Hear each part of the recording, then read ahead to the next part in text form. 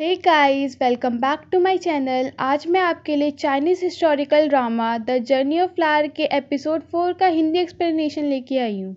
अब तक हम देखते हैं वाचिंगो नीम एंड टियन के साथ जादुई जंगल में एग्ज़ाम का पहला टास्क कर रही होती है।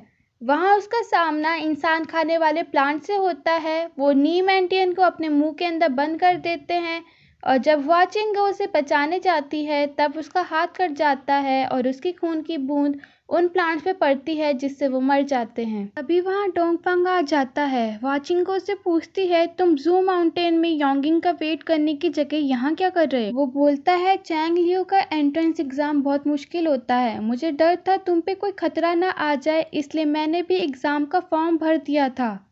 दूसरी तरफ पाइजुआ शी से डोंगफांग के ओरिजिन के बारे में पूछता है।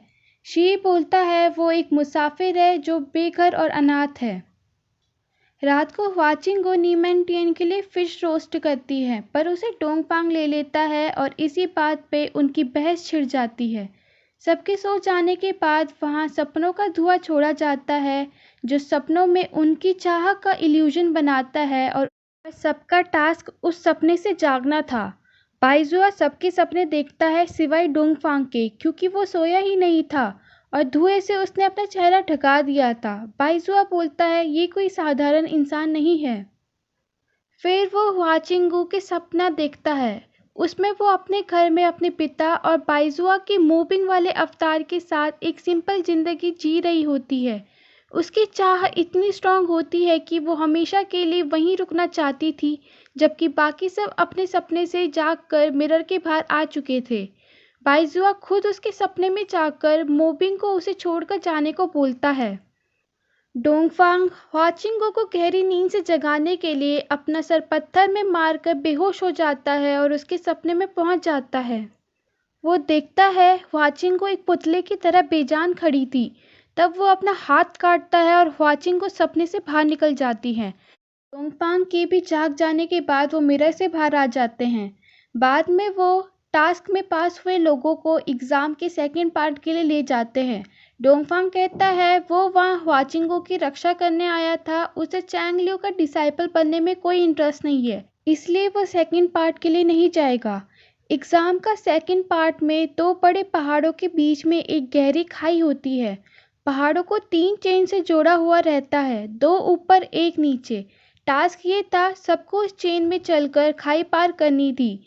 यहाँ तक उनका बैलेंस बिगाड़ने के लिए कभी भी एक उड़ता हुआ वेपन कहीं से भी आ सकता था।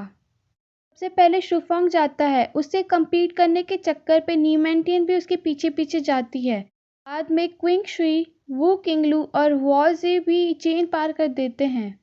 सबसे लास्ट पे वाचिंगो जाती है। बाइजुआ एक एक करके सारी चेन तोड़ देता है और क्विंगजू गिरते गिरते बचती है और चेन में लटक जाती है, लेकिन वो हार नहीं मानती और चेन चढ़कर टास्क कंप्लीट कर देती है।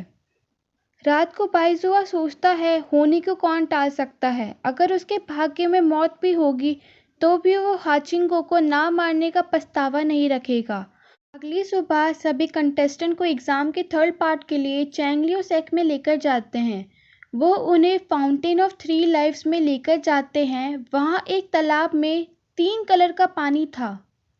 लाल का मतलब सांसारिक सुखों से परे होना, नीले का मतलब अपने शरीर के लोभ से परे होना और हरे का मतलब अपनी भावनाओं पर नियंत्रण रखना। सबको इन तीनों पानी से गुजरना होगा जो कि उन्हें दर्द देगा। वाचिंगो को इस बात का डर होता है कि वो पानी पार नहीं कर पाएगी, क्योंकि वो वहाँ मोबिंग को ढूंढने आई थी। पानी में जाने के बाद जिसकी अटैचमेंट ज़्यादा होती उसे पानी एसिड जैसा असर दिखाता और जला देता, और जो मोह माया से परे होता वो पानी आसानी से पार कर देता, जैसे कि शुफोंग। नीमैंटियन और क्विंग शुई भी किसी तरह पानी को पार कर देते हैं। जैसे ही वाचिंगो पानी में उतरती है उसे कुछ फील नहीं होता और वो पानी में खेलने लगती है। ये देखकर सब चौंक जाते हैं, क्योंकि बाकियों की तो आफत निकल चुकी थी। और इस तरह वाचिंगो और उसके दोस्त चैंग लियो का एंट्रेंस एग्ज़ाम में पास हो जाते हैं और वहाँ की नई डिसाइपल बन जाते हैं। अगले सीन में पेल्वियन मास्टर की असिस्टेंट आकर उसे बताती है वाचिंगो ने एग्ज़ाम पास कर दिया और पूछती है उनके आगे का प्लान क्या है। पेल्वियन मास्टर बोलते हैं अब वो उसे बाइजुआ की पर्सनल डिसाइपल बनाएंगे। इस पे उसकी असिस्टेंट बोलती है बाइजुआ को अब तक पता चल चुका होगा कि हुआचिंग को इसका भाग्य संकट है।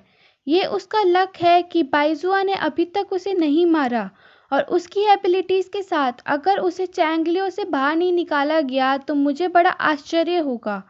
तब पेल्वियन मास्टर बोलते हैं उसकी एबिलिटी से हमें कोई मतलब नहीं है, बस किसी भी तरह वो बाइजुआ की पर्सनल डिसाइपल बननी चाहिए। वैसे भी यह बाइजुआ की भविष्यवाणी वाली कयामत दूर नहीं। और यहीं पे हमारा एपिसोड 4 कंप्लीट हो जाता है।